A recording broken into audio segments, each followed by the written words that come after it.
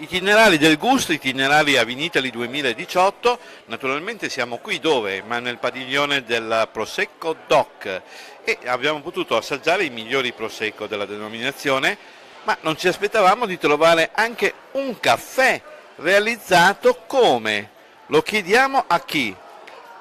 Francesco Donati, buongiorno. Francesco, mi hai prima fermato e hai detto vieni che ti faccio assaggiare una esclusività, un caffè alle vinacce. Ebbene sì Luigi, questo è un caffè con le vinacce, siamo i primi e unici al mondo a fare il caffè con le vinacce, è un brevetto nostro, tutto italiano, che affonda le radici nel Veneto. Esatto. Sei anche tu un po' in terra di Prosecco, sì o no? Assolutamente, io vivo sulla strada del vino bianco, quindi più Prosecco di così non si può. E abbiamo brevettato questo sistema per trattare le vinacce, grazie anche all'importante contributo dei ricercatori dell'Università di Padova, che va detto, quindi una base scientifica molto seria. Abbiamo creato dei caffè con le vinacce.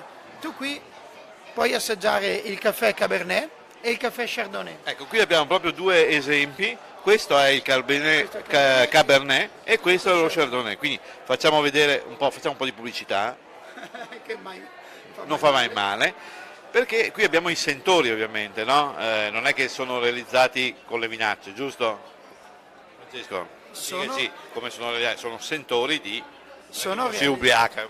Sono realizzati proprio con le vinacce, quindi il sentore che abbiamo del vino nasce proprio dal fatto che usiamo due ingredienti, il caffè e la vinaccia, che vengono sapientemente mixati per creare questo prodotto unico al mondo. Andiamo a sentire se è vero. Perfetto. Assaggiamo, io assaggio lo Chardonnay e tu il Cabernet. Ok. Possiamo fare anche un ciclo caffè o non si fa? Non si fa. Ma noi possiamo fare quello Possiamo che vogliamo, farlo. viva. Caffè.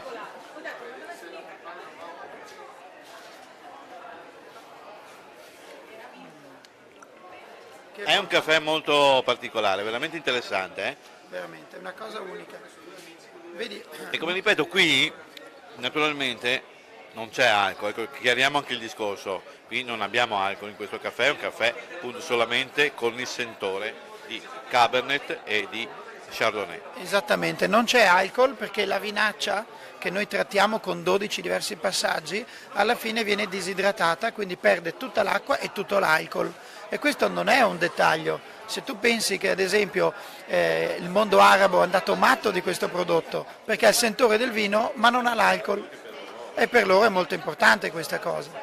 Ma io vedo sullo sfondo una gentile signorina che ci sta portando un altro caffè, ma non avevamo già ordinati due, basta no? Quanti caffè vuoi che ci porti? Beh, allora tu sai come ci tengo a te e questa qui è una novità che dico a te per primo in assoluto. Non c'è scritto niente perché è una sorpresa. Questo è il caffè fatto con la ribolla gialla e viene fatto in collaborazione con la cantina forse tra le più importanti produttrici di ribolla gialla che è Radicon. Quindi parliamo di Collio, Friuli Venezia Giulia. Radicon fa un ribolla giallo macerato che è la fine del mondo. Con quelle vinacce abbiamo fatto questo caffè che ti regalo in anteprima. Ragazzi, qui solo al Vinitaly si possono avere queste anteprime e solo con Francesco perché lui ci regala sempre delle novità e delle sorprese perché non mi aveva accennato questa cosa. La ribolla gialla tra l'altro è una delle mie non so, peculiarità, perché io ho assaggiato la ribolla gialla in una degustazione dell'Ice e da quella volta mi sono innamorato, per cui avere un caffè che mi ricorda quel sentore ovviamente della ribolla è una cosa speciale. Un attimo solo, state in linea che vado ad assaggiarlo, perché sono un po' una cavia.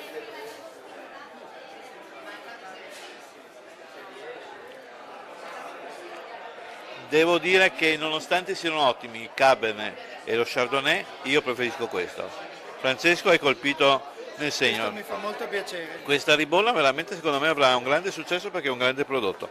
Ma veramente tu non ti fermi mai, la tua ricerca continua sempre, veramente sei in gamba, devo dirlo, devo ammetterlo. Grazie Luigi, non ci fermiamo mai perché il mercato ha bisogno di innovazione il mondo del caffè, perché che ne dicano molti ristoratori, il consumatore ne capisce di caffè, perché sa esattamente cosa gli piace, sa dove trova il caffè buono. Io purtroppo quando parlo con le persone mi rendo conto che quasi tutti mi dicono 9 volte su 10 i caffè che bevo in giro sono cattivi. Invece ti devo fermare, ho una bocca ragazzi stupenda, ho appena degustato i risotti della gara qui all'interno del padiglione del Prosecco e adesso terminare con questo caffè mi sta lasciando una bocca veramente eccezionale. Però io... Posso lasciare un messaggio relativamente al caffè?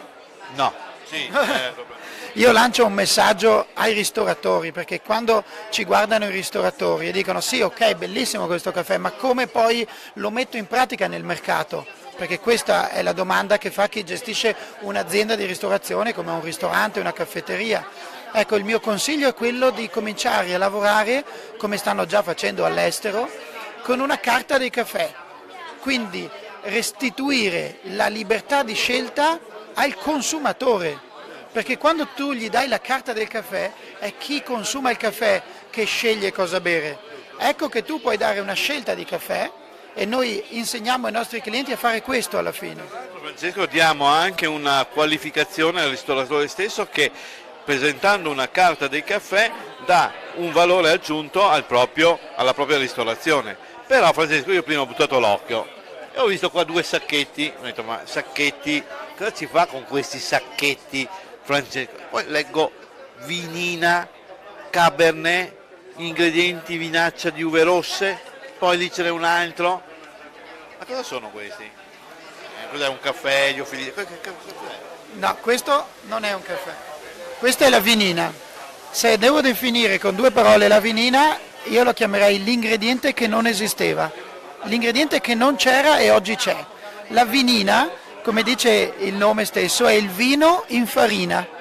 Noi abbiamo preso la vinaccia che noi trattiamo per fare il caffè, nelle varie fasi di trattamento di questa vinaccia abbiamo anche l'aggiunta del vino stesso, secondo un metodo brevettato, che va ricordato che è brevettato, quindi siamo gli unici al mondo a produrre la vinina, e questa vinina alla fine noi la disidratiamo e la maciniamo e la riduciamo così, la riduciamo in polvere, una farina, e questo è un ingrediente che viene utilizzato in cucina. Devi sapere, Luigi, che l'abbiamo data a degli chef, perché noi siamo degli umili produttori di ingredienti, ma quando la metti in mano a uno chef ci fa di quelle cose incredibili. Con questa vinina hanno fatto le tagliatelle, gli gnocchi, hanno fatto i ravioli. Francesco, ti blocco lì perché noi stiamo partendo con una novità che non posso anticipare perché è ancora ovviamente in fase di elaborazione. Allora ti porto via una di queste e poi ti inviterò a questa novità perché sarà molto interessante misurare il valore di questo prodotto con quello che stiamo preparando. Tanto ti ringrazio perché è stato come al solito bello rivederti, sempre qui a Vinitaly, e grazie ancora. Due chicche, la vinina di Cabernet è stata utilizzata la settimana scorsa ai campionati del mondo di pizzeria per presentare una pizza con la vinina di Cabernet. E ieri qui nel consorzio del Prosecco Doc è stata presentata la prima pizza al mondo con la vinina di Prosecco, di Glera e Prosecco. Siamo con Leonard Belluzzo, sono fondatore di Chef Expo Gourmet, ero al consolato Serbia e Russia e dunque confermo. Confermi che si può fare la pizza con confermo. la vinina. Io rappresento anche una federazione importante con chef di consolati esteri. Adesso sono nato da Rimini, anche se sono di Verona, ma Francesco è un amico, è un innovatore. Ciò dimostra che l'innovazione, anche questi appena tornati, è quella che sarà il nostro futuro senza dimenticare le tradizioni. Allora Francesco, io questo me la porto via e poi ti faccio sapere. Posso? E io ti invito ad assaggiare la pizza che ha fatto Denis Lovatel con la vinina di Prosecco. Denis Lovatel, campione del mondo. Sto pensando anche un tonno Carlo Forte scottato in questa crosta con una spuma di lime e zenzero.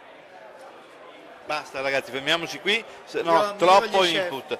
Grazie ancora. Grazie Luigi. È un piacere. Grazie Leonardo. Grazie. Alla prossima.